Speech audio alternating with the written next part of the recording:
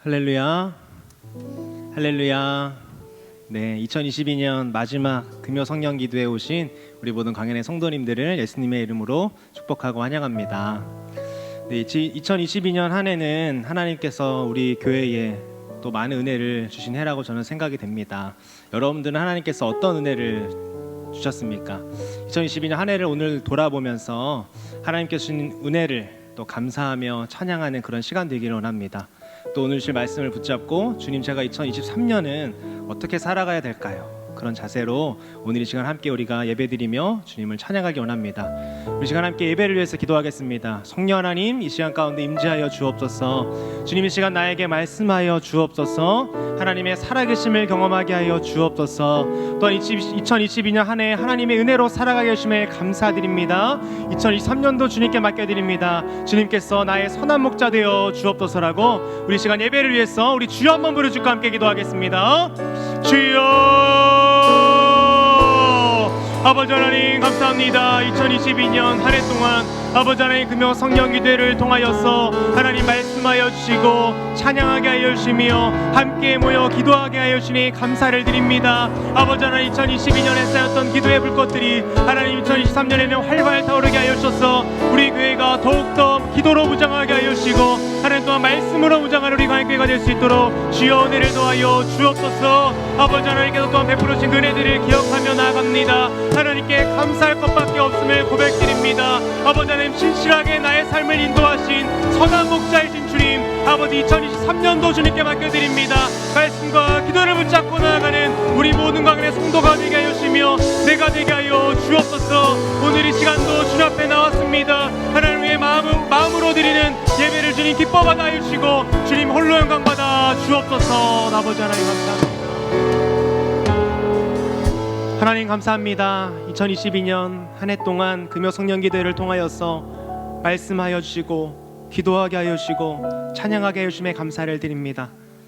이 땅에서 살아가는 그 시간 동안 주님을 찬양하고 또 주의 말씀을 듣고 기도하는 것이 끊이지 않는 우리의 삶이 되게 하여 주옵소서. 억지로 하는 것이 아니라 기쁨과 구원의 감격에 힘입어 나아가는 우리 모든 강의 성도가 되게 하여 주시며 이 예배 가운데 하나님의 말씀으로 우리에게 말씀하여 주시며 하나님 기도를 통하여 주님과 깊은 교제를 누리는 우리 모든 강의 성도들이 될 수 있도록 주여 은혜를 더하여 주옵소서. 하나님, 시작하는 시간이 오니 마치는 그 시간까지 성령 하나님께서 인도하여 주시며 주님이 홀로 영광 받아 주옵소서. 모든 걸 믿사오며 살아계신 예수님의 이름으로 기도합니다. 아멘.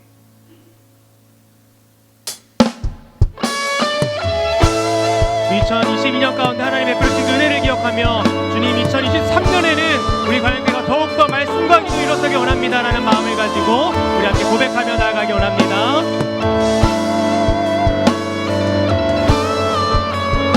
고백하겠습니다. 교회여, 교회여 일어나라. 주께서 부르시니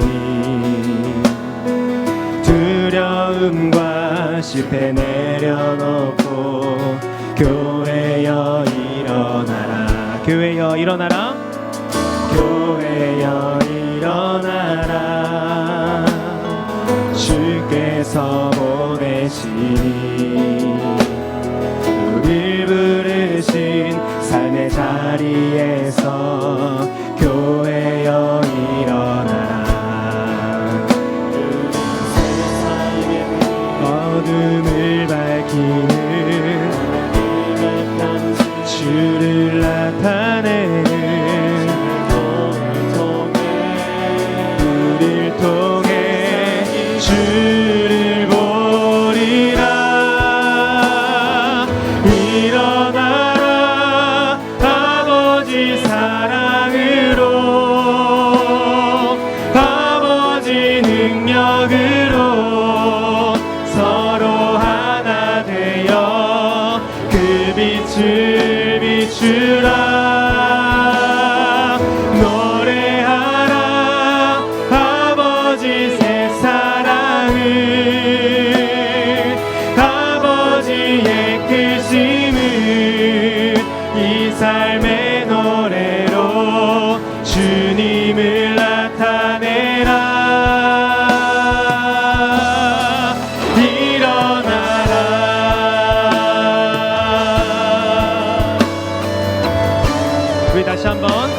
묵상하면서 고백하겠습니다. 교회여 일어나라, 주께서 부르시니 두려움과 실패 내려놓고 교회여 일어나라, 교회여 일어나라, 교회여 일어나라, 주께서 보내시니 우릴 부르신 삶의 자리에서 교회여 일어나. 우린 세상의 빛, 어둠을 밝히는 주를 나타내는 우릴 통해 주를 보리라. 일어나라 아버지 사랑으로, 아버지 능력으로 서로 하나 되어 그 빛을 비추라. 노래하라 아버지의 사랑을,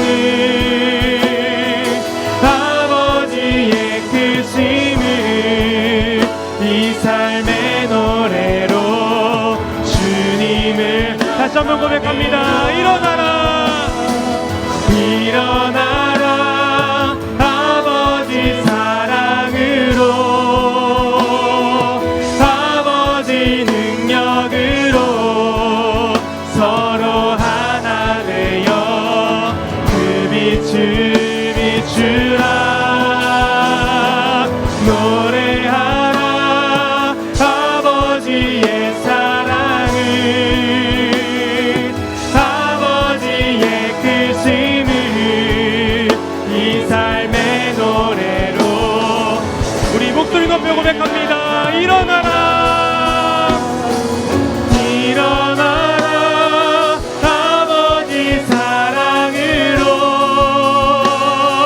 아버지 능력으로 서로 하나 되어 그 빛을 비추라.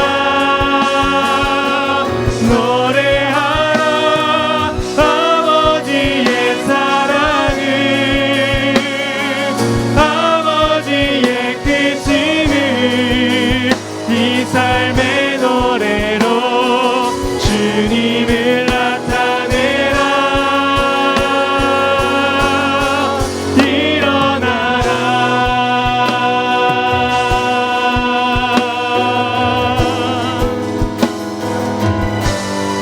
주님, 우리 과연교회가 2023년에는 말씀과 기도로 더욱더 일어나는 하나님의 교회 되게 하여 주옵소서. 하나님, 제가 온전히 주님을 찬양하며 예배하기 원합니다. 주님 홀로 영광 받아 주옵소서. 우리 박수라는 경험을 드리겠습니다. 아멘. 할렐루야.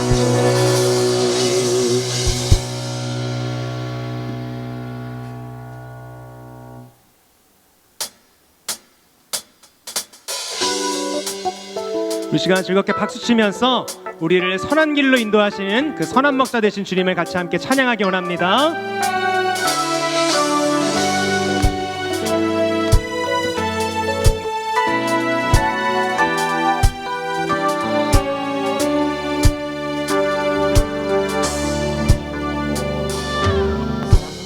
목자, 날 사랑하는 분, 주 인도하는 곳 따라가리.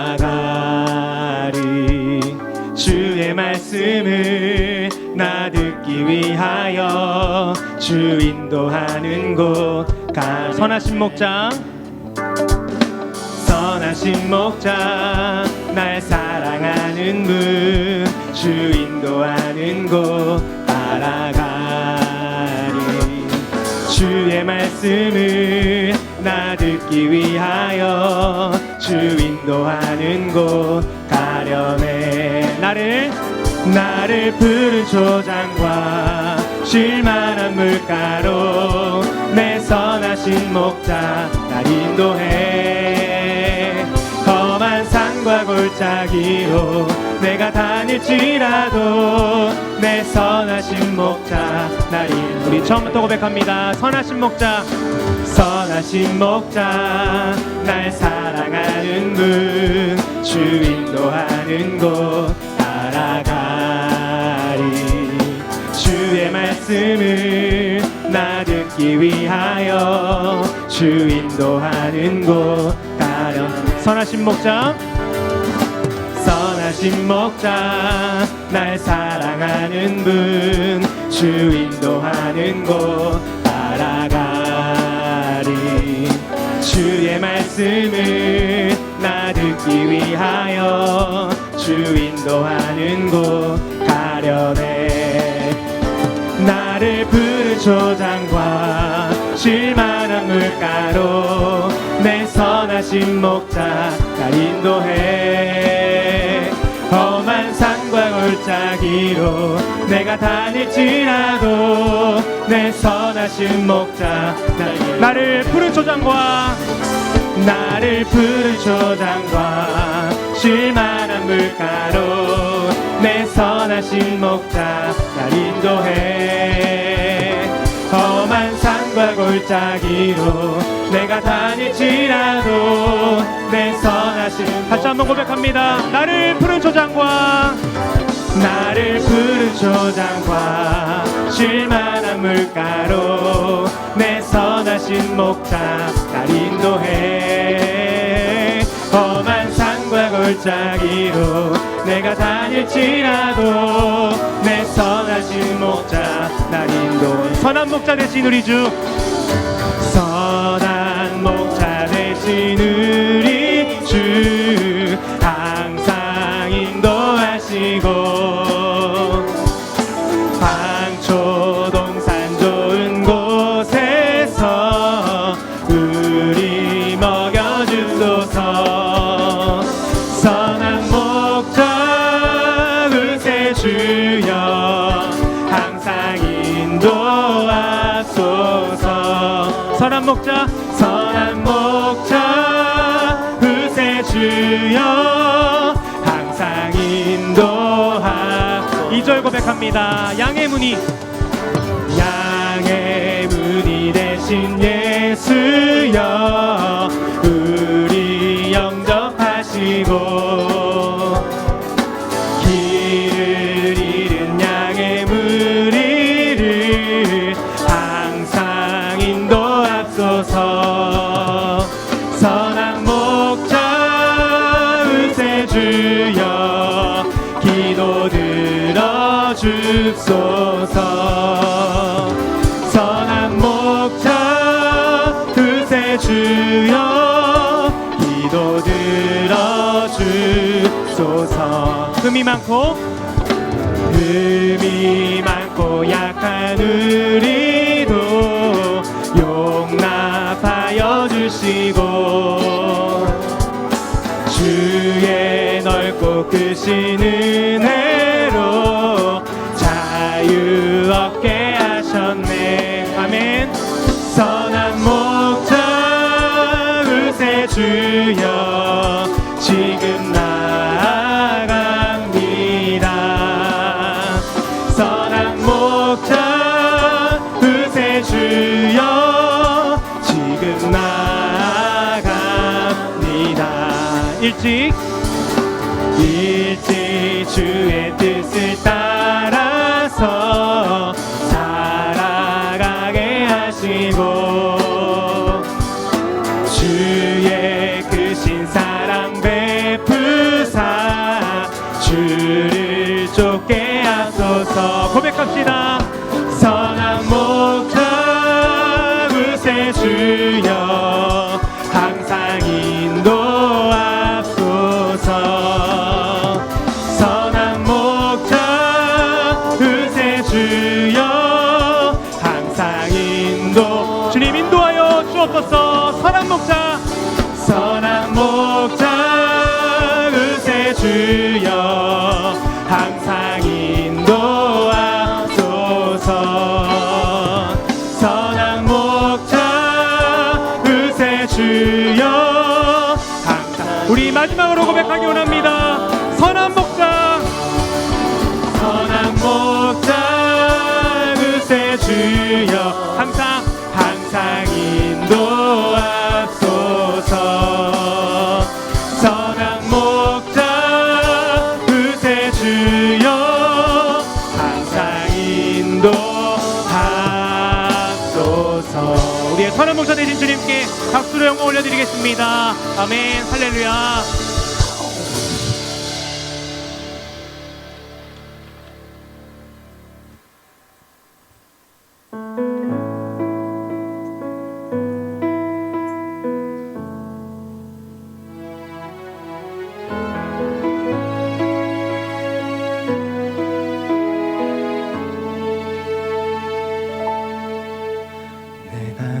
누려왔던 모든 것들이 내가 지나왔던 모든 시간이 내가 걸어왔던 모든 순간이 당연한 것 아니라 은혜였어. 아침 해가 뜨고 저녁에 노을,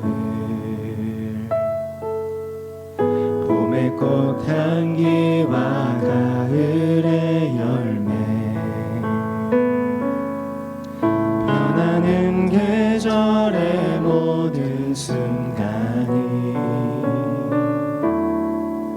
당연한 것 아니라 은혜였어. 모든 것이 은혜,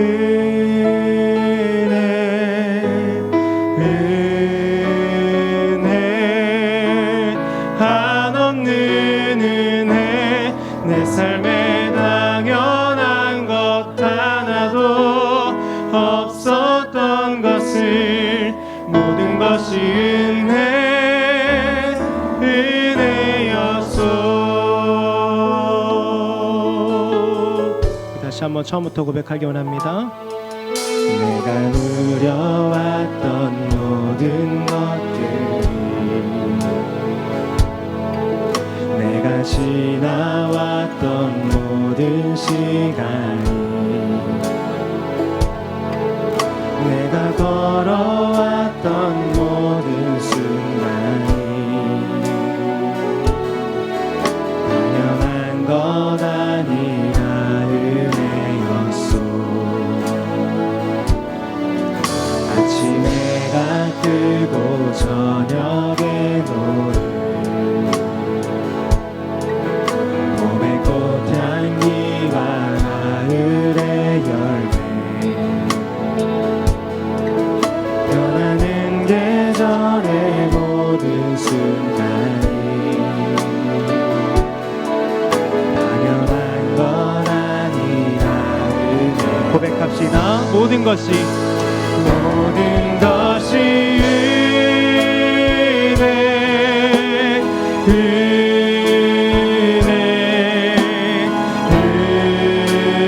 은혜, 한없는 은혜. 내 삶에 당연한 것 하나도 없었던 것을 모든 것이 은혜, 은혜. 모든 것이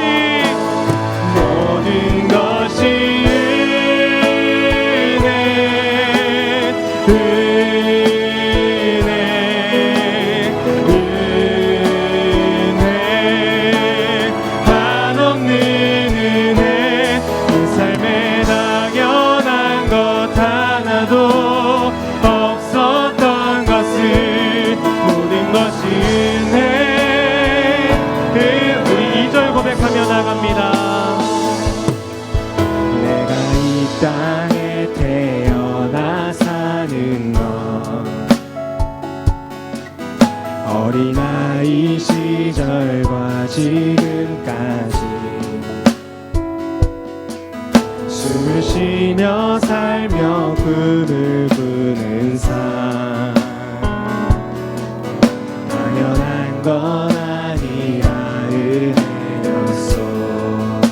하나님의 자녀로 살며 오늘 찬양하고 예배하는 삶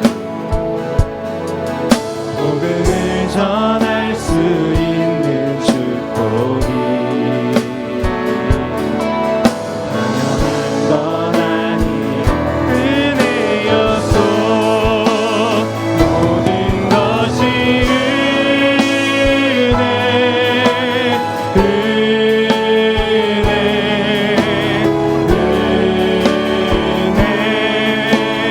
한없는 은혜 내 삶에 당연한 것 하나도 없었던 것은 모든 것이 은혜 주님 모든 것이 은혜입니다 모든 것이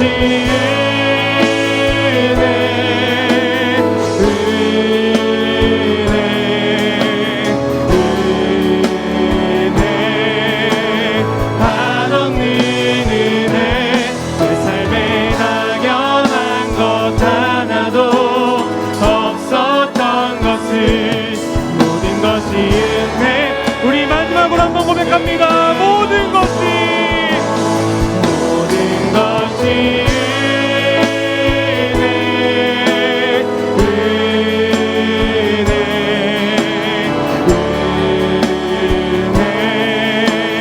한없는 은혜 내 삶에 당연한 것 하나도 없었던 것을 모든 것이 은혜 감사하신 하나님 감사하신 하나님 에베네셀 하나님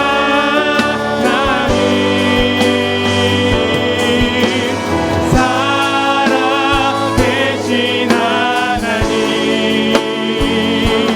에베네셀 감사하신 하나님 감사하신 하나님 에베네셀 하나님 살아계신 하나님 에베네셀 하나 여기까지 인도하셨네 여기까지 인도하셨네 감사하신 하나님 여기까지 인도하셨네 살아계신 하나님 감사하신 하나님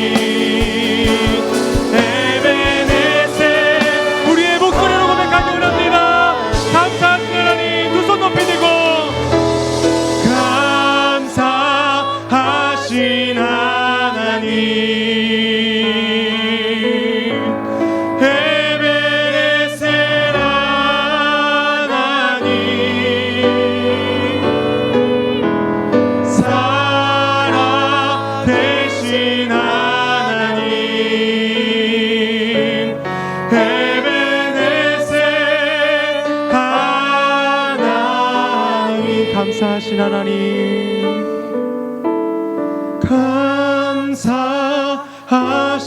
하나님, 에베네셀 하나님,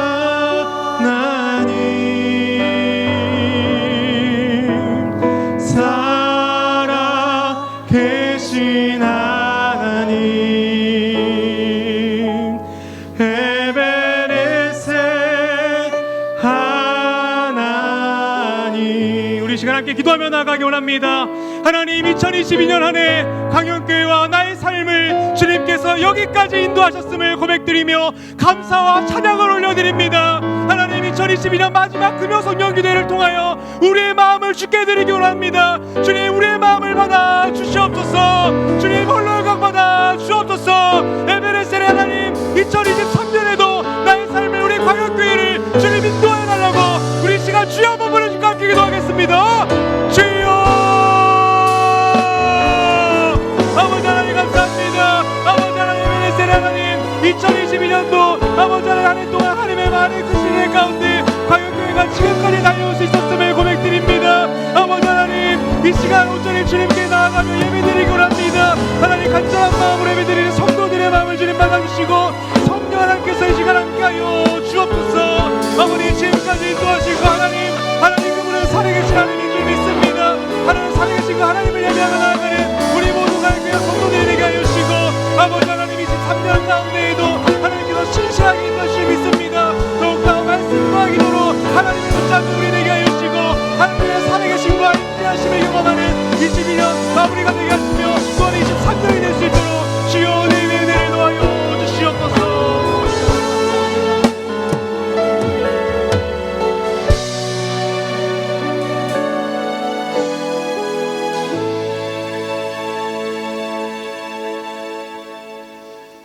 세겹절 특세 기도 응답 새벽 기도가 회복되어 감사합니다.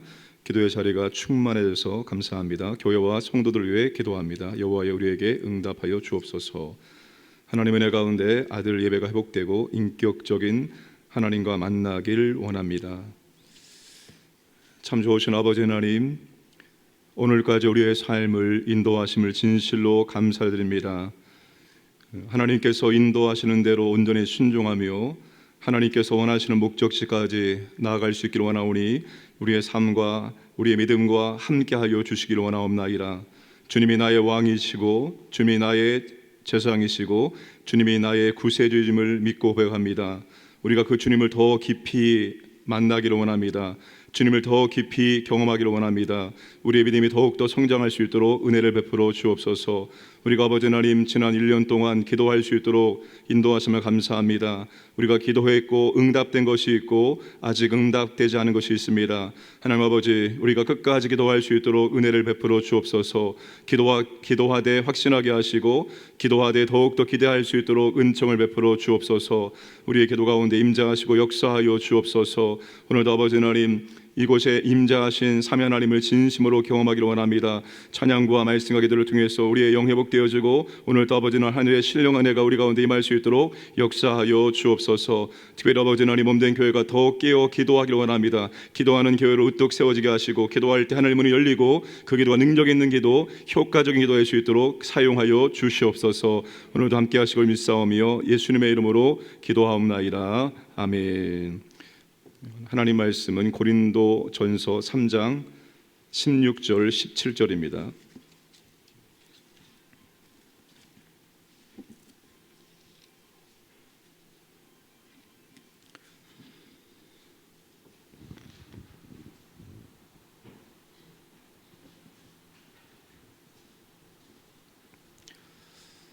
우리 고린도전서 3장 16절 17절 말씀을 다 함께 합독하겠습니다. 너희는 너희가 하나님의 성전인 것과 하나님의 성령이 너희 안에 계시는 것을 알지 못하느냐. 누구든지 하나님의 성전을 더럽히면 하나님이 그 사람을 멸하시리라. 하나님의 성전은 거룩하니 너희도 그러하니라. 아멘. 할렐루야. 오늘 마지막 금요 성령 기도회입니다. 지난 1년 동안 특별히 또 찬양으로 수고해 주신 우리 금요 찬양단, 찬양 싱어들, 세션 인도자 감사의 박수 한번 하겠습니다.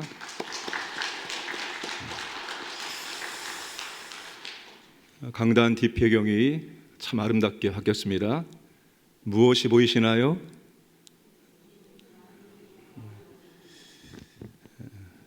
더 기도하는 그런 교회가 되기를 원합니다. 오늘 읽었던 3장 16절 18절 말씀을 올바로 이해하기 위해서는 3장 전체 문맥을 파악을 해야 합니다.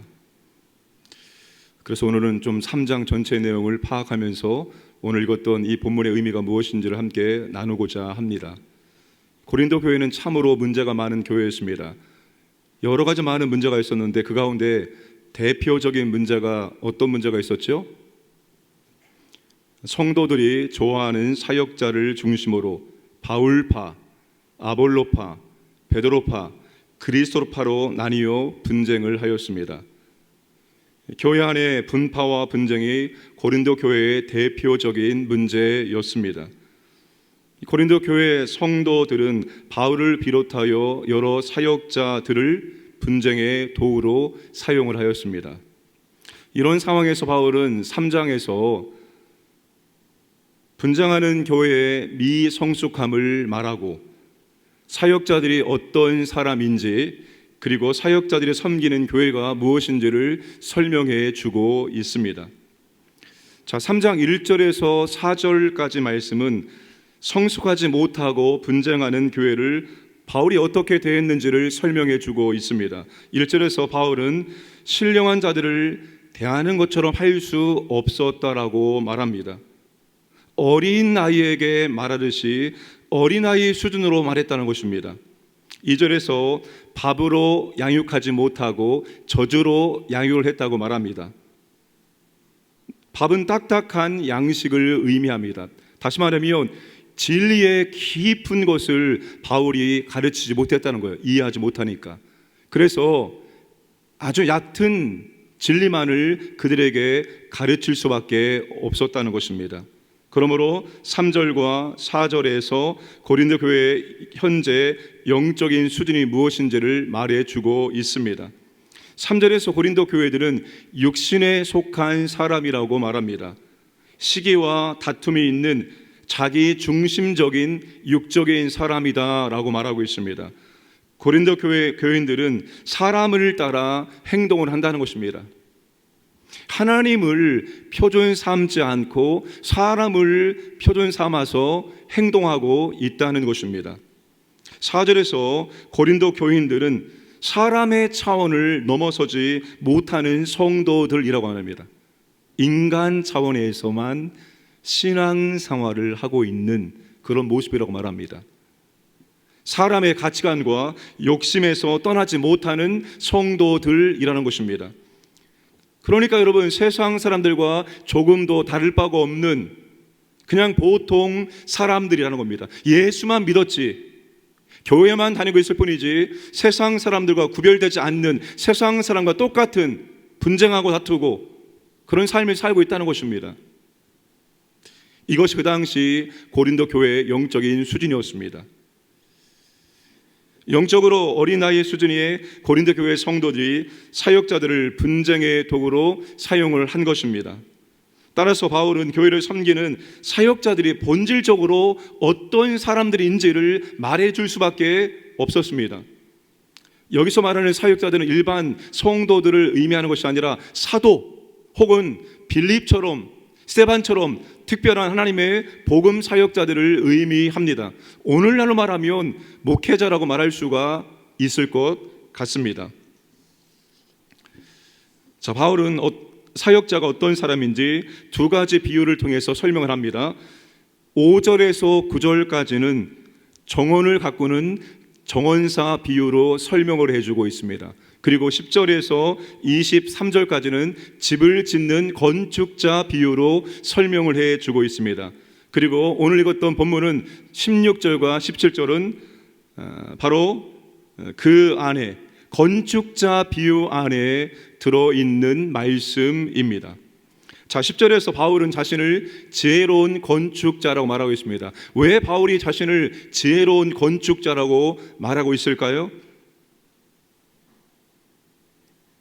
하나님의 은혜를 표준으로 사역하고 하나님의 은혜를 동력으로 사역을 하기 때문입니다.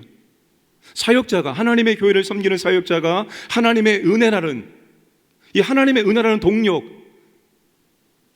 하나님의 은혜라는 표준을 잃어버리면 올바른 사역자로서의 사명을 감당할 수가 없다는 것입니다. 하나님의 사역자는 철저히 하나님의 은혜로 말미암아서 사역을 감당할 수가 있다는 것입니다.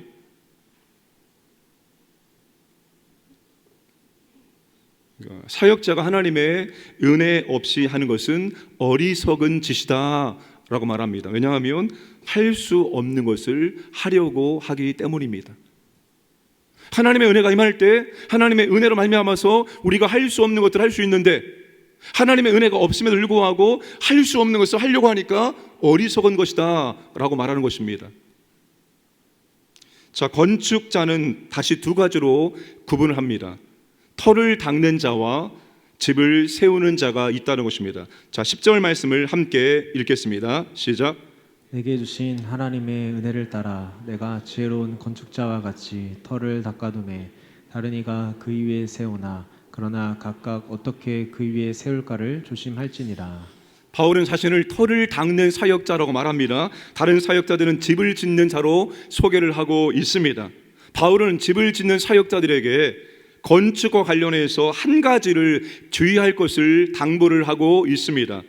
10절 끝부분과 12절 말씀이죠. 그러나 각각 어떻게 그 위에 세울까를 조심할지니라. 만일 누구든지 금이나 은이나 보석이나 나무나 풀이나 집으로 이 터 위에 세우면, 집을 짓는 사역자들은 어떤 재료로 집을 지어야 할 것인가에 주의를 기울여야 한다는 것입니다. 자, 바울이 집 짓는 재료에 대해서 12절부터 15절까지 이야기하고 있습니다. 집을 다 지은 다음에 각 사람의 공적이 나타날 터인데 라고 말합니다. 자, 13절 말씀 보시면 각 사람의 공적이 나타날 터인데 그 날이 공적을 밝히리니. 이 공적이라는 말은 재료를 사용해서 만들어진 건축물을 의미합니다. 12절에서 금, 은, 보석, 나무, 풀, 다양한 재료를 바울이 열거하고 있습니다. 모든 건축물은 재료에 합당한 모습을 드러내게 되어 있습니다. 재료가 금이면 건축물의 모습이 어떤 모습입니까? 금의 모습이겠죠. 재료가 풀이면 건축물의 모습은 풀의 모습을 하고 있겠죠. 재료를 풀로 만들었는데 건축물이 금처럼 보여지지는 않겠죠. 이 단락에서 가장 중요한 메시지는 건축가가 재료를 가지고 만든 건물이 공적을 시험할 때 남아 있을 것이냐 아니면 사라질 것이냐입니다. 쉽게 말해서 주님께서 반드시 건축물의 견고성을 검증할 것이라는 것입니다. 집을 지으면 준공 검사를 받게 되어 있습니다.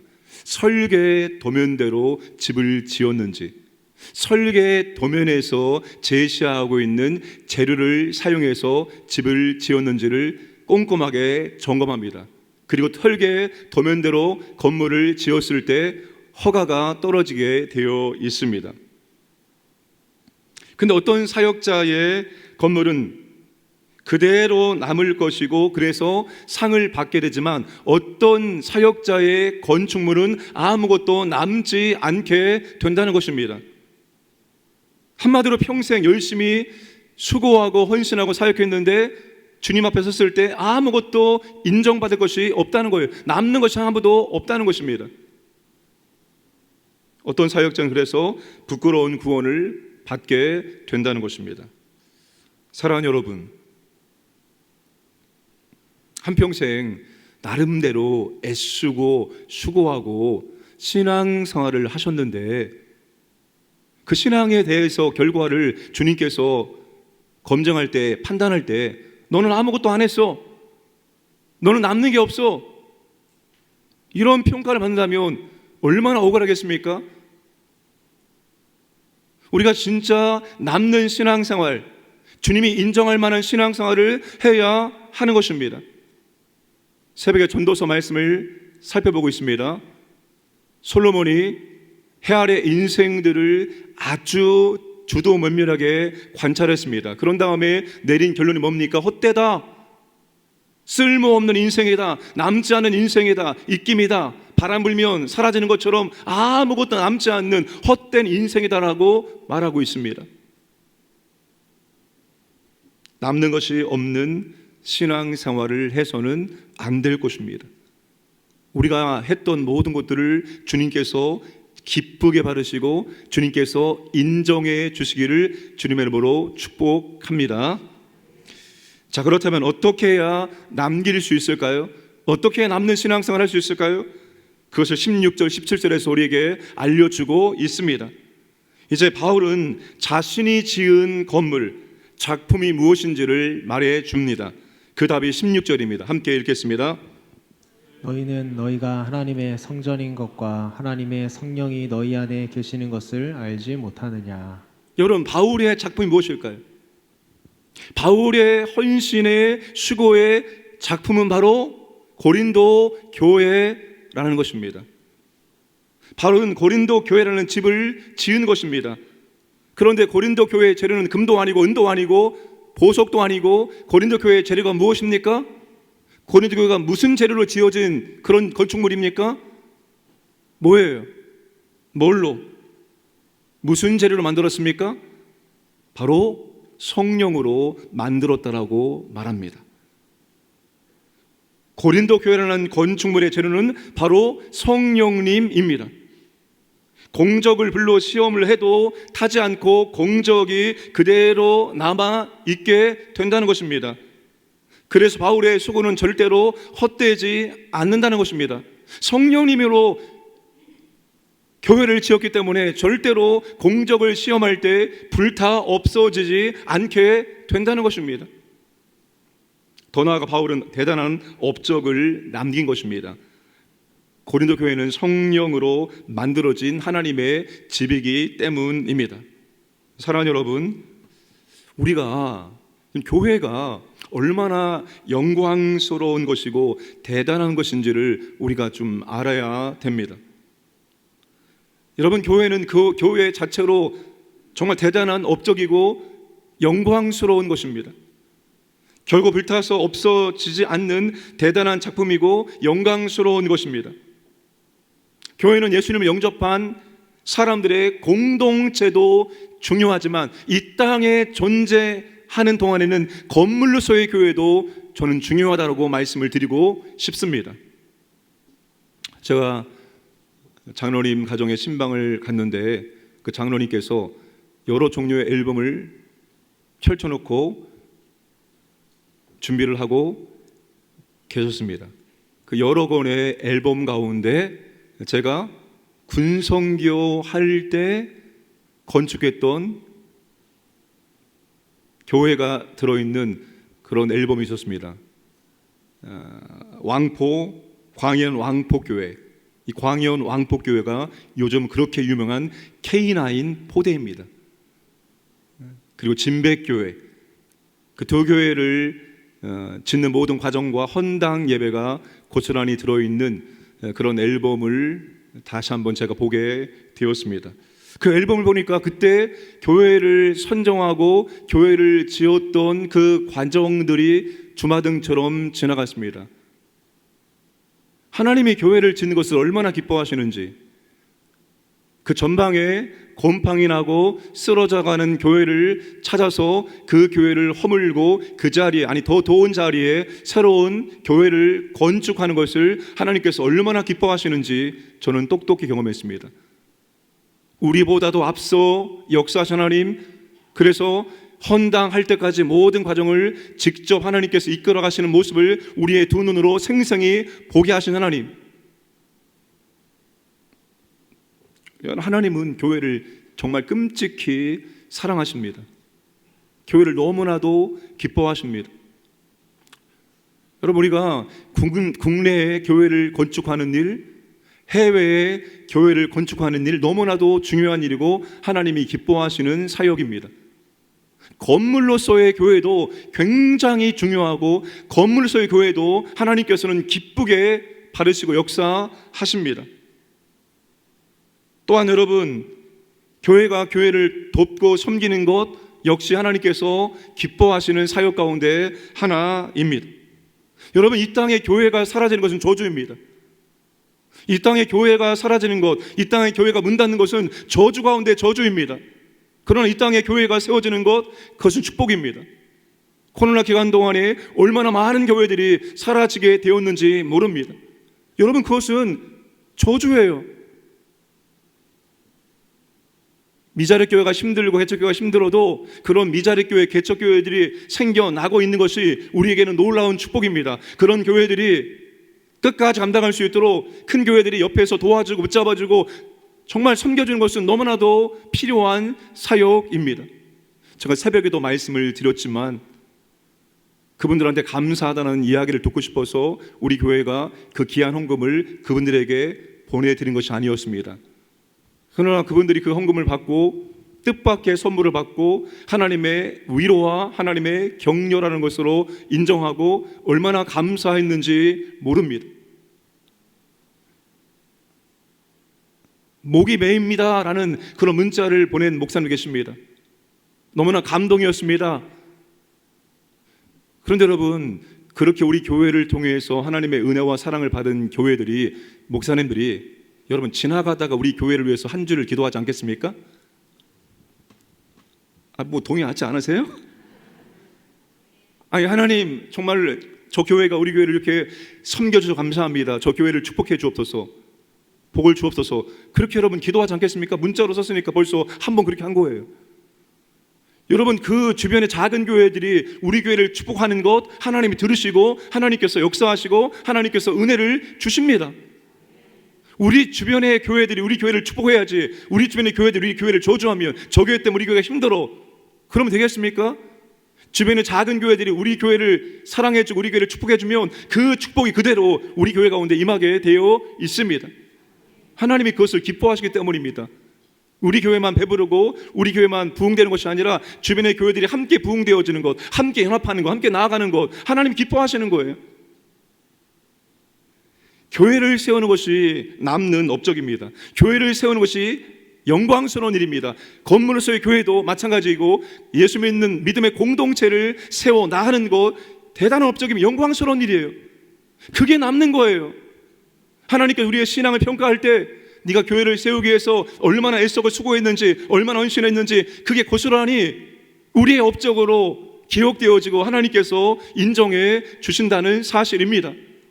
최소한 금요 기도에 나오신 분들은 우리 교회를 세우고 있는 역할을 어느 곳에서 감당하고 계신 분들이죠. 여러분들 수고가 절대로 헛되지 않습니다. 내가 교회를 세우기 위해서, 한 영혼을 세우기 위해서 남들 보지 않는 곳에서 눈물을 흘리며 기도하고 그를 위해서 내가 애쓴 것 하나님이 다 보시고 하나님의 은혜를 베풀어 주십니다. 저는 그게 깜짝깜짝 놀라는 일들 가운데 하나입니다. 진짜 하나님께서 딱 지금 정확하게 보고 있다가 그 정확한 타이밍에 정확하게 역사해 주시는 것, 한두 번이 아니에요. 그런 걸 경험할 때마다 제 등골이 옥삭합니다. 왜요? 하나님께서는 지금 정확하게 보고 계시기 때문입니다. 교회를 세우는 것이 타지 않고 영원토록 남는 믿음의 업적임을 기억하시고 여러분 교회를 세우는 일들에 기꺼이 기쁨으로 감사함으로 동참하시기를 주님의 이름으로 부탁을 드립니다. 바울은 자신의 작품인 고린도 교회가 하나님의 성전이라는 것을 밝힙니다. 고린도 교회가 하나님의 성전이라는 사실을 확인시켜주기 위해서 수사 의문문을 사용합니다. 16절에 너희는 알지 못하느냐? 너희는 알지 못하느냐? 너희는 알아야 한다는 거예요. 너희는 꼭 이 사실을 알아야 한다는 것입니다. 교회가 단순히 건물이 아니라 하나님의 성전이라는 것을 너희는 알아야 한다, 바울이 말하고 있습니다. 여기서 바울은 자신의 작품인 교회를 통해 최고의 영광을 얻었음을 드러내고 있습니다. 여러분, 작가는 작품을 통해서 영광을 얻게 됩니다. 작품은 작가의 영광을 고스란히 드러내게 되어 있습니다. 목회자는 교회와 성도를 통해서 영광을 얻고, 교회는 하나님의 동역자들의 영광이 된다는 사실입니다. 자, 데살로니가전서 2장 19절 20절 함께 읽겠습니다. 우리의 소망이나 기쁨이나 자랑의 면류관이 무엇이냐? 그가 강림하실 때 우리 주 예수 앞에 너희가 아니냐? 너희는 우리의 영광이요 기쁨이니라. 빌립보서 4장 1절. 그러므로 나의 사랑하고 사모하는 형제들, 나의 기쁨이요 면류관인 사랑하는 자들아, 이와 같이 주 안에 서라. 바울이 지금 우리의 자랑, 우리의 기쁨, 우리의 면류관이 누구라고, 무엇이라고 말하고 있습니까? 바울의 기쁨, 바울의 면류관이 바로 교회입니다. 바울이 섬겼던 교회 하나하나가 바울의 기쁨이요, 바울의 면류관이요, 바울의 소망, 바울의 자랑이라는 것입니다. 제 목회의 작품은 누구일까요?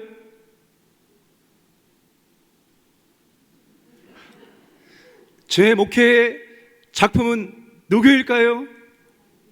여러분들입니다. 그리고 광연교회입니다. 하나님이 저를 평가할 때 무엇을 통해서 평가하시냐? 네가 섬겼던 광연교회와 성도들을 통해서 제 목회를 평가를 하시는 것입니다. 제 작품은 고스란히 제가 섬긴 광연교회와 그 교회를 다니셨던, 섬기셨던 성도님들이 되는 것입니다. 제가 예수님께 자랑할 수 있는 것은 한 가지밖에 없습니다. 제가 뭘 자랑하겠습니까? 돈 자랑하겠습니까? 지식 자랑하겠습니까? 제가 도대체 주님께 무엇을 자랑할 수 있습니까? 제가 주님께 자랑할 수 있는 유일한 한 가지는 바로 제가 섬긴 교회요, 제가 섬긴 바로 성도들이 저의 유일한 자랑입니다. 그게 저의 자랑이에요. 그게 저의 기쁨입니다. 제가 섬기는 동안에 교회가 더욱더 하나님 기뻐하시는 교회로 변화되어지고 성장하는 것, 그것을 보는 기쁨, 그런 결과에 이르는 것을 얻게 되는 기쁨, 그게 저의 기쁨이고 저의 소망이고 저의 면류관이 된다는 것입니다. 그러니까 여러분 잘 따라오시기 바랍니다. 이번에 주보가 6면에서 8면으로 늘어납니다. 무엇을 의미합니까? 좋은 것이 그 안에 들어 있습니다. 그걸 통해서 정말 하나님의 말씀을 더 깊이 묵상하고, 그 묵상의 과정을 통해서 말씀이 내 안에 들어오고, 내 안에 들어온 말씀이 내 생각, 내 마음, 내 입술, 내 삶을 주장하고 통치하는 일들이 일어나길 원합니다. 그 말씀을 나 혼자만 하는 것이 아니라 우리 가족과 함께 일주일에 한 말씀을 암송하고 묵상하는 거예요. 말씀이 우리를 인도하시고 말씀의 능력과 역사를 정말 풍성히 경험할 수 있기를 원합니다. 제가 목회자는 교회를 통해서 영광을 받는 것이구나 하는 것을 서울에 올라와서 더 많이 경험하고 있습니다. 참 사람들은 참 그래요. 교회가 작을 때는 참 보지도 않더니만, 저라는 사람을 보는 것이 아니라 제가 섬기는 교회를 보더라고요. 한상호 목사를 보는 것이 아니라 그 사람이 어떤 교회를 섬기고 있느냐, 한상호 목사 이꼴 제가 섬기는 교회예요. 그래서 교회가 목회자의 영광이구나, 이런 것을 더 많이 경험하고 느끼고 있습니다. 교회는 최고의 작품입니다. 최고의 가치가 있는 것이 바로 교회입니다. 우리는 절대로 작은 교회라고 무시해서는 안 됩니다. 주님은 교회의 크기로 보지 않습니다. 그 교회가 정말 거룩성, 주님을 얼마나 닮아가고 있느냐, 그게 중요한 것이지 주님의 교회의 크기를 통해서 평가하지 않는다는 사실입니다. 그러므로 우리는 어떤 교회라도 그 교회가 얼마나 귀한 교회인지, 최고의 작품이라는 사실을 항상 인정하고 있어야 됩니다. 교회가 작품인 이유는 하나님의 성령이 너희 안에 계시는 것을 알지 못하느냐. 교회는 성령님이 거하시는 곳입니다. 성령님과 교회의 관계는 집 주인과 집의 관계라고 말할 수가 있습니다. 성령님이 바로 집주인입니다. 성령님이 바로 교회의 주인이십니다. 고린도서 3장 9절에 우리 하나님의 동역자들이요 너희는 하나님의 밭이요 하나님의 집인이라. 그러니까 성령님이 집주인으로 교회에 거하신다는 것은 우리에게 두 가지 중요한 의미가 담겨 있습니다. 굉장히 중요합니다. 성령님이 교회에 거하시고 교회의 주인이라는 말씀은 교회는 항상 성령 충만해야 한다는 것입니다. 교회가 성장하고 좋은 교회가 되느냐 마느냐는 집주인에게 달려 있습니다. 교회가 성장하고 교회가 좋은 교회가 되느냐, 그것은 집주인에게 달려 있는 것입니다. 집주인이 자기 집을 잘 관리하고 수리하고 잘 꾸밀 때 그 집이 더 아름답고 더 좋아지는 것입니다. 새해 들어 사는 사람이 그 집을 관리하는 것이 아닙니다. 집주인이 그 집을 관리하는 거예요. 교회의 부흥과 교회의 성장, 교회가 좋아지는 것, 그것은 집주인인 성령님의 역사하심에 달려 있습니다. 우리가 아무리 애쓰고 우리가 아무리 노력해도 집주인이 역사하지 않으면 우리의 노력과 우리의 수고는 아무런 의미가 없습니다. 헛수고입니다. 집주인 되시는 성령께서 역사해 주실 때만이 교회는 좋아지고 교회는 성장하고 교회는 부흥될 수가 있습니다. 그래서 교회는 집주인 되신 성령께서 충만하게 역사하시고 성령님의 은혜와 능력이 나타나기를 항상 간구해야 한다는 것입니다. 여러분, 성령님이 거하시는 곳이라면 성령님이 우리 가운데 나타나지 않습니까? 우린 이론뿐이에요.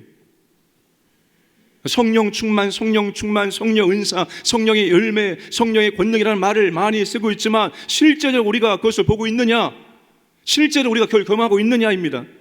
성령님이 집주인이면, 성령님이 거하시면 그 성령님이 일하심이, 역사하심이 우리 가운데 인지할 수 있도록 나타나야 하는 것입니다. 우리 눈으로 볼 수 있게끔, 우리 귀로 들을 수 있게끔, 우리의 마음을 느낄 수 있게끔 성령님의 역사하심이 우리 가운데 펼쳐져야 한다는 거예요. 우리는 그렇지 않음에도 불구하고 그것을 이상하다고 여기지 않습니다. 집주인께서 역사하지 않는데, 집주인이 역사하는 걸 느끼지 못하고 있는데 그것을 이상하지 않게 생각하고 있습니다. 그게 이상한 거예요. 성령이 거하시는 집에서 성령의 은혜와 능력과 역사를 경험하지 못하면서도 이것을 이상하지 않게 여기는 것, 그게 이상한 겁니다. 여러분, 우리는 성령님의 일하심과 역사하심을 경험해야 됩니다. 경험. 자주, 깊이, 넓게 경험해야 됩니다. 그리고 그것을 우리는 구해야 됩니다. 성령님의 은사가 나타날 수 있도록, 성령님의 열매가 나타날 수 있도록, 성령의 권능이 나타날 수 있도록 우리는 구하고 그 성령님의 자유스럽게 일하심이 우리 가운데 경험되어져야 됩니다. 구역 모임 속에서, 우리의 사역 가운데에서, 예배 가운데에서, 기도회 가운데에서 그 성령님의 역사하심을 경험할 수 있어야 됩니다. 바라기는 여러분, 성령님이 나타나는 것을 구하고 성령님의 나타나심을 더 풍성히 경험할 수 있기를 원합니다. 그래야지만 우리가 변화됩니다. 그래야지만 우리가 성장할 수가 있습니다. 기독교는 절대로 우리의 의지와 노력으로, 수고로 변화된다고 말하지 않습니다. 철저히 삼위 하나님의 은혜와 역사와 능력으로만 우리가 변화될 수 있고 우리가 감당할 수 있는 것입니다. 성령님이 집주인으로 교회에 거하신다는 것은 교회는 성령님의 통치를 받아야 한다는 의미입니다. 집주인의 통치를 우리는 받아야 하는 것입니다. 교회가 성령님의 통치를 잘 받고 있는지 아닌지를 확인할 수 있습니다. 그 답이 바로 17절 말씀입니다. 17절 함께 읽겠습니다. 누구든지 하나님의 성전을 더럽히면 하나님이 그 사람을 멸하시리라. 하나님의 성전은 거룩하니 너희도 그러하니라. 교회가 성령님의 통치를 잘 받으면 첫 번째, 교회를 더럽히는 사람이 없어집니다. 17절의 주어가 누구든지입니다. 이 누구든지 안에는 어떤 사람들이 포함될까요? 교회를 파괴하려고 핍박하는 비신자들을 가리킬 수 있습니다. 또 비신자들과 무멸하게 사귀는 신자들을 가르칠 수 있습니다. 그러니까 누구든지는 믿는 자, 안 믿는 자 모든 사람들이 다 여기 안에 포함되는 것입니다. 믿는 자가 교회를 파괴할 수 있고 교회를 무너뜨릴 수 있고 교회를 더럽힐 수 있다는 것을 기억을 하시길 바랍니다. 그런 교회를 참 많이 봤습니다. 믿는 자가 교회를 더럽히고 믿는 자가 교회를 파괴하고 믿는 자가 교회를 무너뜨립니다. 허다합니다. 교회를 더럽힌다는 것은 문자적 의미로 파괴한다는 것입니다. 무너뜨린다는 것입니다. 도덕적인 의미로 부패시킨다는 것입니다. 더럽게 만든다는 것입니다. 깨끗하지 못하게 만든다는 것입니다. 여러분, 성령님의 통치를 받으면 교회를 깨끗하게 만들고 교회를 세우는 일들에 온 성도들이 함께 협력하고 동참하게 된다는 것입니다. 교회는 여러분 각각의 지체가 아니라 연결된 지체이기 때문에 성령님의 통치를 받게 되어지면 모든 성도들이 연결되어서 교회를 세우는 일들에, 교회를 깨끗하게 만드는 일들에 동참하게 되어 있습니다. 바라기는 여러분, 우리가 하고 있는 것이 과연 교회를 세우고 있는 것이느냐, 우리가 하고 있는 것이 교회의 덕스러움이 되고 있느냐, 우리가 하고 있는 것이 교회를 깨끗하게 하고 있느냐, 항상 이것을 생각하시기 바랍니다. 이게 아니다 싶으면 여러분 멈추시길 바랍니다. 멈추셔야 됩니다.